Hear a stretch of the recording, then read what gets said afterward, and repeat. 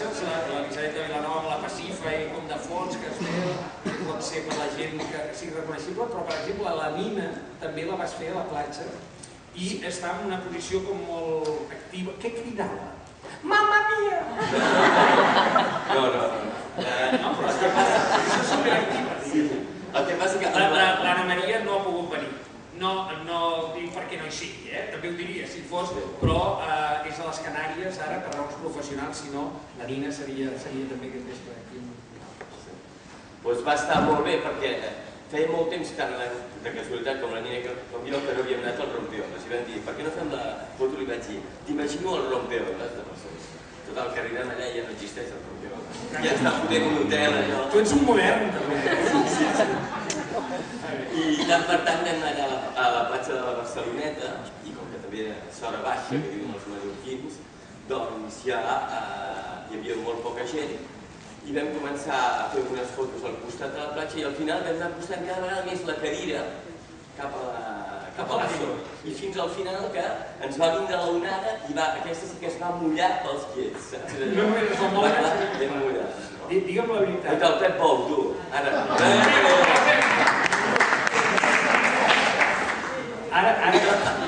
Ara que parlaves de seduir, diguem, ja ens imaginem que t'ha fet molta gràcia alguns dels fotografiats, no?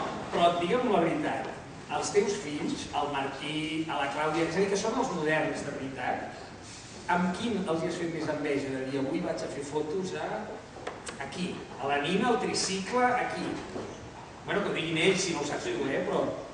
Jo diria que el Martí ara és dels gossos, oi? I del Barça també, dels gossos, del Nacho Terré. Bueno, aprofito, Martí, aquestes d'aquí et faig un regal. Home,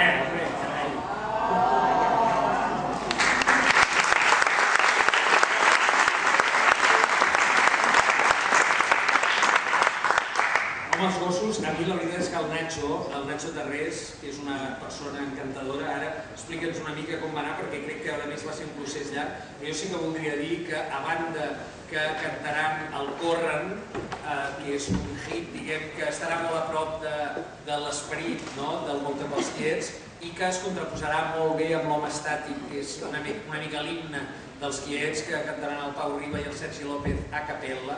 A banda d'això, el Nacho, jo vaig descobrir, jo no el coneixia molt, i li vaig començar a demanar quan vaig descobrir que s'havia dedicat a la musicoteràpia, que és algú molt interessat en els usos, diguem, també de la música per relacionar-se amb discapacitats i amb gent amb problemàtica diversa, i que pel que tu expliques també va ser una sessió magnífica, no? Amb les fotos. Però com el vas fer? Perquè també el vas fotre a dalt de tot. Amb una cinglera també, al costat d'un precipici també, sí.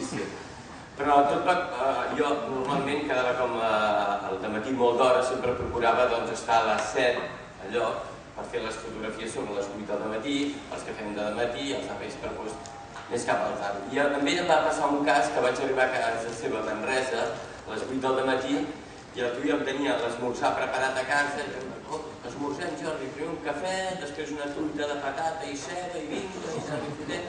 I jo pensava, hosti, la llum, no? La llum que se m'està anant, que està pujant. Però em vaig sentir tan còmode que vaig pensar-hi, bueno, hi ha fotos que he renunciat una mica a la qualitat per la qualitat que he aconseguit de la persona, no? Que he aconseguit fer uns grans contactes i ell, una persona que m'explicava moltes coses de la seva vida, de com creia que havien d'actuar i que ell valora molt el fet que facis aquest festival, d'alguna manera, que muntis aquest acte i em vaig quedar amb la bona persona que és, no? Aleshores vam anar a fer les fotos amb un camp de blat que jo tenia una mica clitxat i ens vam endur un gos.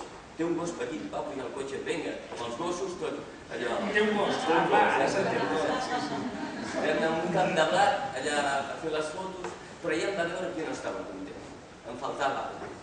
I em va dir, Jordi, si tens els nassos d'agafar i caminar 3 quilòmetres amb la cadira de rodes per un camí, et portaré a un lloc fantàstic, meravellós, on te vaig jo de tant en tant a veure sortir el sol.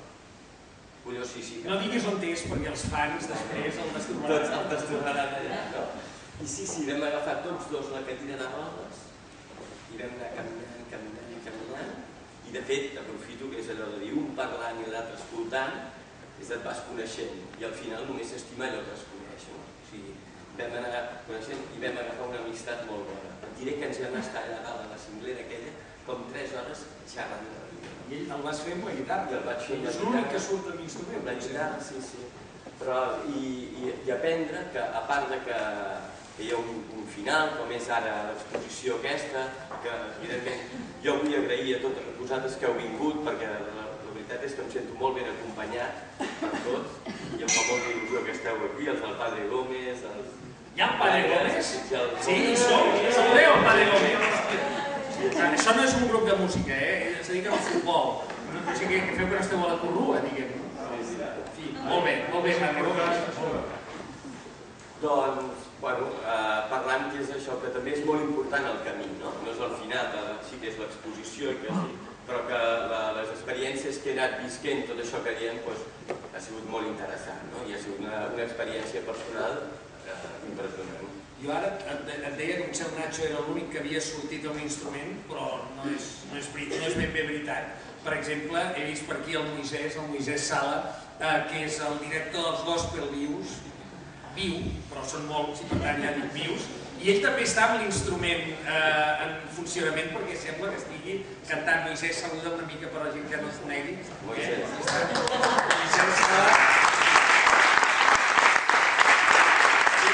Amb el Moisès, que és una persona fantàstica, brutal. On la veu fer? A Palafolls? A Palafolls, a dalt del castell, també amb el Barça, el dia que jugava contra el Chelsea. Carai, el dia de Sant Andrés Iniesta. De Sant Andrés Iniesta vaig pujar sol cap a Palafolls i vam fer la foto a les 8 de la nit al castell d'allà de Palafolls. També amb una mica de risc, perquè també li vaig fer enfilar la cadira de rodes, que no és la que surt en aquesta, però una altra, la vaig posar, una altra foto que tinc al making of, aquelles fotos que no s'ensenyen. Però una altra cadira? No, una altra foto. Una altra foto. Com que l'altre dia li vas canviar el cel a no sé qui, Deixem-ho. Doncs fantàstic. I recordo que precisament em va regalar un cop del Gospel Viu, perquè ell és el director d'una coral de més de 90, són 80-90 persones, que a mi em va posar la pell de gallina, allò que tornant del cotxe sol, que també és una mica els quilòmetres que he fet sol per Catalunya pam a pam, doncs anava escoltant el Gospel Viu i la veritat ara els comentava que amb una cançó se'm va caure una llàgrima, em vaig emocionar jo sola, tornant. O sigui, estic que ben país, no? I òbviament li vaig enviar la felicitació perquè són un grup magnífic i penso que els que vingueu el 14 de juny al Teatre Auditori de Barcelona ens posarem tots la pell de gallina quan sentiu aquests animals de la coral. Jo he de dir que el Moisès, quan la primera vegada que els vaig veure actuar, jo hi anava, era un acte que jo anava cobrint una campanya electoral i anava fent ressenyes per La Vanguardia i tota la ressenya vaig parlar d'ells, no vaig parlar de l'acte en absolut, no? I em va semblar, i continuo dient-lo, ja ho veurem si veniu el 14 de juny, el Mick Jagger del gospel. Per cert, escolta, jo volia demanar, tens un compot per mi? És que el vaig regalar. El vaig regalar a la meva germana Elisabet. Sempre aprofitant els moments, Clar. Oh, i el té ell, el té! Toma, no,